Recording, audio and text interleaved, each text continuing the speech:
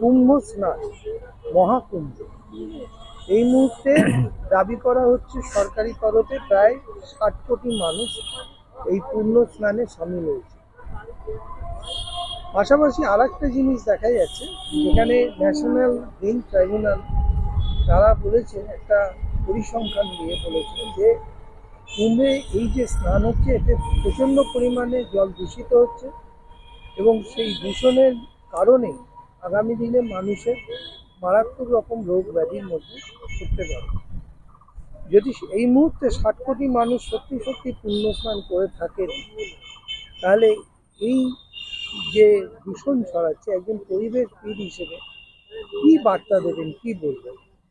আমি নদীকর্মী তাপস দাস।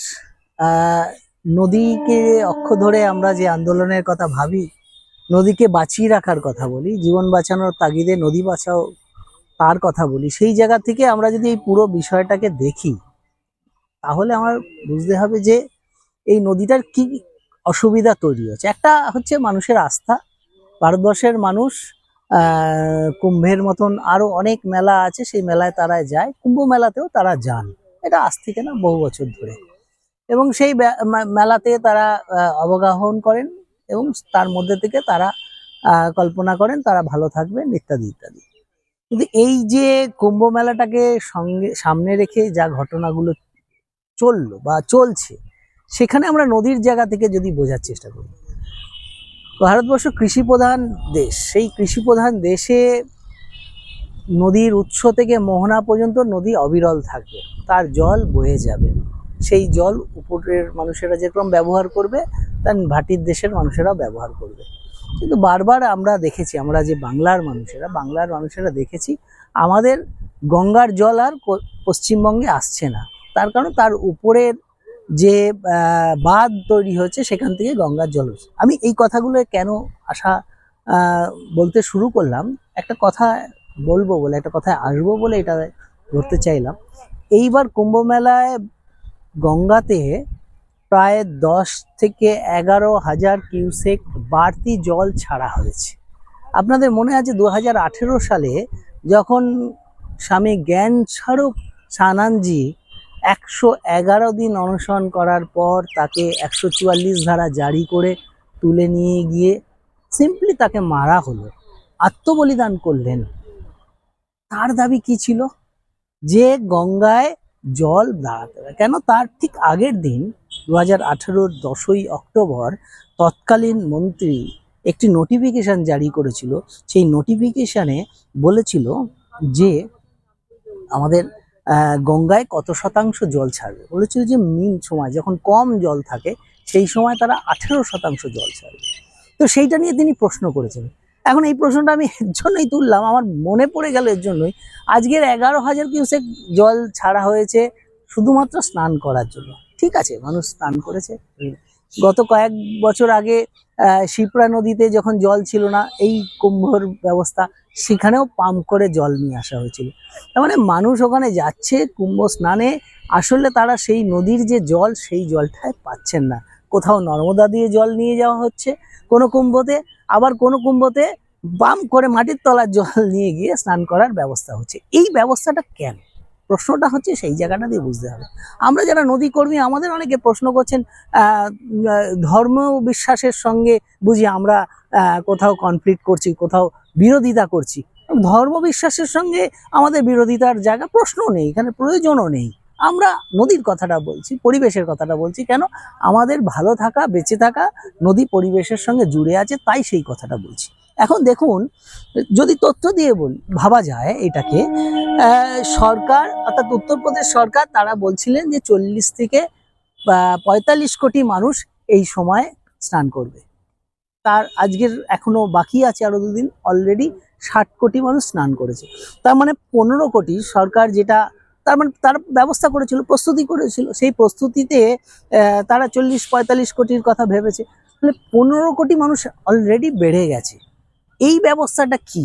এই ব্যবস্থাটা কিভাবে হচ্ছে? একটা তো ধরুন আমরা চোখে দেখছি ট্রেনের অব্যবস্থা, তাতে মানুষের কি কষ্ট হচ্ছে ইত্যাদি ইত্যাদি, সেগুলো চোখে দেখছি। কিন্তু নদীর সঙ্গে আপনাদের জানাই, এই যে স্নানের জায়গাটি তৈরি করার জন্য অনেকটা যাতে জায়গা পাওয়া যায় ওখানে রীতিমতো ড্রেজিং করা হয়েছে, যা কিন্তু ওখানকার ত্রিবেণীর যে সঙ্গম, তার যে বহমানতা, তার যে ভূপ্রকৃতি, তাকে পরিবর্তন করার চেষ্টা হচ্ছে। এই পরিবর্তনটা আগামী দিনে কতটা ক্ষতি করবে সেটা আমরা এক্ষুনি বলতে পারছি, কিন্তু পরিবর্তনের চেষ্টা আসছে।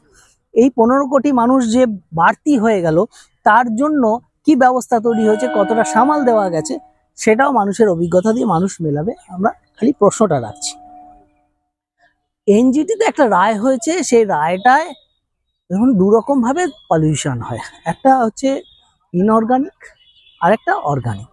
অর্গানিক মানে যেমন জীব আছে, যেমন ব্যাকটেরিয়ার কথা বলা হয়েছে।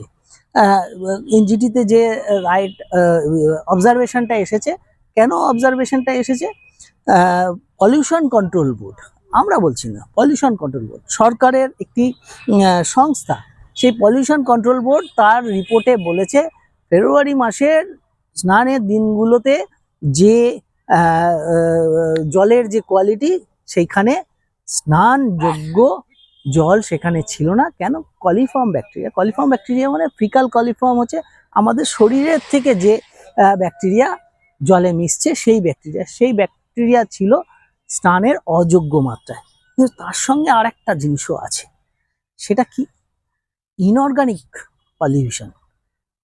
এই ব্যবস্থাপনা করার জন্য মেলার 3 লক্ষ কেজি ব্লিচিং পাউডার কেনা হয়েছে, ফিনাইল কেনা হয়েছে প্রায় ৭৬,০০০ লিটার, এই কীটনাশক কেনা হয়েছে ৪১,০০০ কেজি মশাকে মারার জন্য ইত্যাদি, পোকা যাতে না হয়। এইগুলো কোথায় যাবে? যে 3 লক্ষ কেজি ব্লিচিং পাউডার, সে তো শেষ পর্যন্ত ভেসে ভেসে নদীতে মিশবে। সেইটার কথা কোথায় এলো? সেটার কথাও কিন্তু কোথাও আসছে না। এটা কিন্তু আসা দরকার, কথা বলা দরকার। মানুষের ওখানে সংখ্যা গেছে, তার আস্থা নিয়ে তারা গেছে, তারা তাদের পুণ্য অর্জনের আস্থায় গেছে, কিন্তু সেই পুণ্য অর্জনের আস্থায় তারা যে ৭৬ লক্ষ লিটার যে তরল বজ্র ওখানে ঢেলে এলেন, সেটা কোথায় যাবে? সেটা তো শেষ পর্যন্ত সেই গঙ্গাতে মিশে। আমরা এই প্রশ্নগুলো রাখতে চাইছি। আমরা রাখতে চাইছি যে ধরুন আরেকটা জায়গা থেকেও যদি এটাকে বোঝার চেষ্টা করি, সরকার বলছে 20,000 কোটি টাকা তারা ইনভেস্ট করেছে। এইটাকে বোঝা দরকার, এটা হিন্দু ধর্ম আস্থা নয়, আসলে ব্যবসার পরিস্থিতি তৈরি করা, পরিবেশ তৈরি করা। 20,000 কোটি টাকা ইনভেস্ট হয়েছে আর তাতে লাভ হয়েছে 3 লক্ষ কোটি টাকা। এই তথ্যটা কোথাও আসছে না। 1-2 জায়গায় যখন এসেছে, সেটাকে আমরা পয়েন্ট আউট করে আলোচনা করছি না। তাহলে এই 20,000 কোটি টাকা ইনভেস্টের মধ্যে দিয়ে 3 লক্ষ কোটি টাকা লাভ, সেই লাভটা কার ঘরে গেল? সেই লাভের লভ্যাংশটা কে পেল? সেই ঘুরে দেখা যাবে অল্প কিছু যে কর্পোরেট সংস্থা, তারাই এই পুরো লাভটাকে নিয়ে চলে যাচ্ছে, তারা লাভ করছে।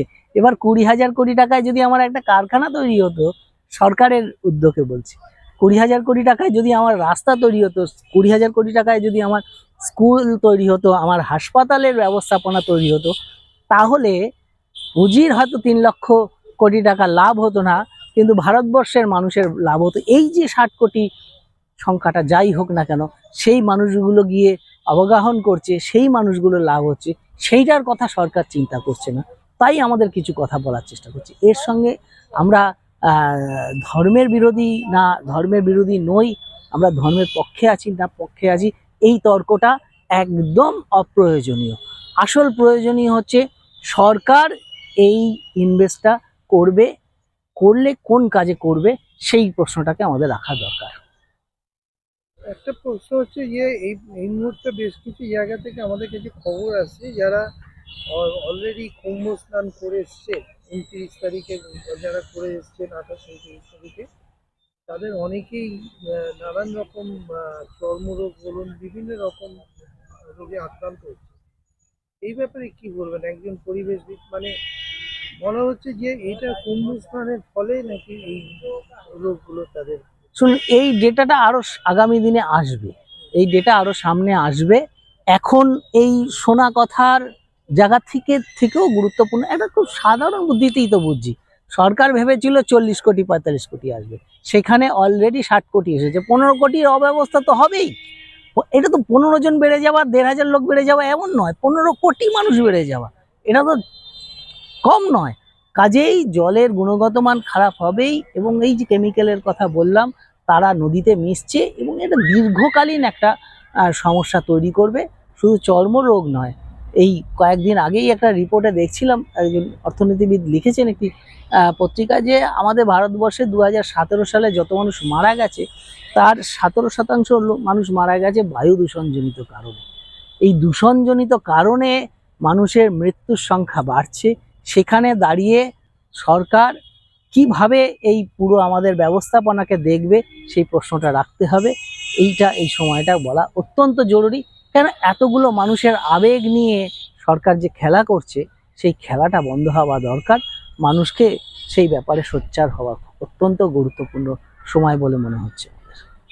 শেষ প্রশ্ন, এরকম একটা বিষয় নিয়ে এই মুহূর্তে যেটা মানে পুঙ্খানুপুঙ্খ বিশ্লেষণ করলে যেটা অত্যন্ত স্পর্শকাতর বলে মনে হয়, মানুষের বিশ্বাস নিয়ে খেলা চলছে, যেখানে মানুষের ভবিষ্যৎ দারুণভাবে সংকটের মধ্যে ফেলে দেওয়া হচ্ছে, এবং সেটা সম্পূর্ণই ব্যবসার কারণে।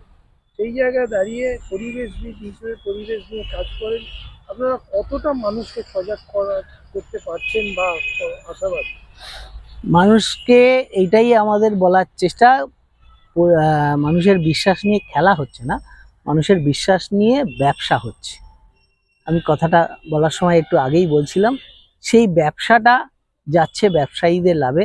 মানুষের বিশ্বাসটা, তাদের বিশ্বাসের যে ভিত্তি, সেই ভিত্তিটায় আমরা যারা নদীর কথা বলি, পরিবেশের কথা বলি, সুস্থতার কথা বলি, ভালো থাকার কথা বলছি, নিশ্চয়ই অন্যরাও ভালো থাকার কথাই বলছেন, কিন্তু ভালোটা আমরা থাকবো কি করে, তার যে পদ্ধতি, তার যে ব্যবস্থাপনা, সেই প্রশ্নগুলোকে আমাদের তুলে যেতে হবে। হ্যাঁ, এটা অবশ্যই আজকের আপনি আমি কথা বলছি, এখানে তো আমরা 50,000 মানুষকে নিয়ে জমায়েত করে কি যদি এই কথাটা বলতে চেষ্টা করি তাহলে তো বলতে পারবো না, এটা তো স্বাভাবিক, আমরা জানি এটা। কিন্তু এই যে পরিবেশের কথা, এই যে সুস্থতার কথা, অবিরল নির্মল গঙ্গার কথা, গঙ্গায় স্নান করার ব্যবস্থা, একদিনের মেলায় গঙ্গায় স্নান করার ব্যবস্থার থেকে আরো বেশি গুরুত্বপূর্ণ অবিরল নির্মল নদীকে সারা বছর সারা জীবনকাল পাওয়ার জন্য, সেই কথাটা মানুষের কাছে তুলে যেতেই হবে। মানুষ নিশ্চয়ই একদিন এখানে 60 কোটি মানুষ যেরকমভাবে একদিন একবার ডুব দিয়ে তাদের আস্থা বিশ্বাসের রাখছে, ঠিক তেমনভাবে সারা বছর যাতে অবিরল নির্মল গঙ্গা থাকে তার জন্য তারা সোচ্চার হবে, এইটুকু আশা করা। আর মানুষের কাছে এই কথাগুলো বলে যাওয়া ছাড়া আমাদের এই পর্যন্ত এখন এইটুকুই কাজ বলেই মনে হয় বারবার।